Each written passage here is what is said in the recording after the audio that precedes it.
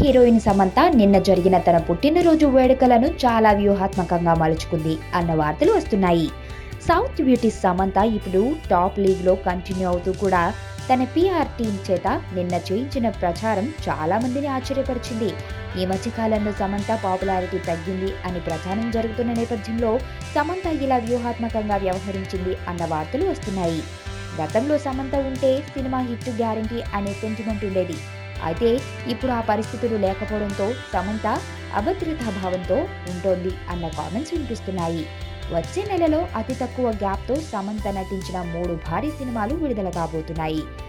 సూర్యకి జంటగా విక్రమ్ కే కుమార్ దర్శకత్వంలో చేసిన 24లో, నితిన్ కి జోడిగా త్రివిక్రమ్ దర్శకత్వంలో ఆలో, టాలీవుడ్ సూపర్ స్టార్ మహేష్ సరసన 3 హీరోయిన్లలో ఒకరిగా నటిస్తున్న బ్రహ్మోత్సవం సినిమాలలో సమంత నటిస్తున్న సమంత పరిస్థితి గందరగోళంగా ఉండటం చాలా మందిని ఆశ్చర్యపరుస్తోంది.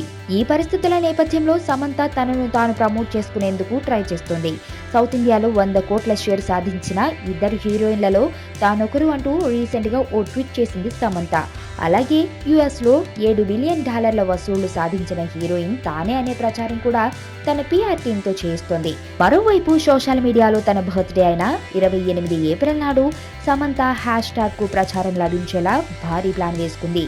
ఇన్ని విషయాలు చాలా వ్యూహాత్మకంగా సమంత చేస్తున్న కోలీవుడ్ డ్రగ్టిక్స్ మాత్రం రీసెంట్ సినిమాల్లో ఈమె యాక్టింగ్ ను విమర్శిస్తూ తెగ కామెంట్స్ చేస్తున్నారు.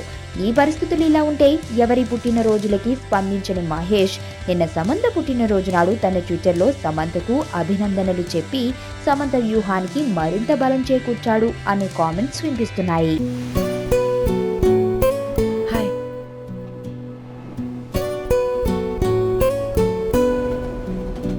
అనసూయ రామలింగం.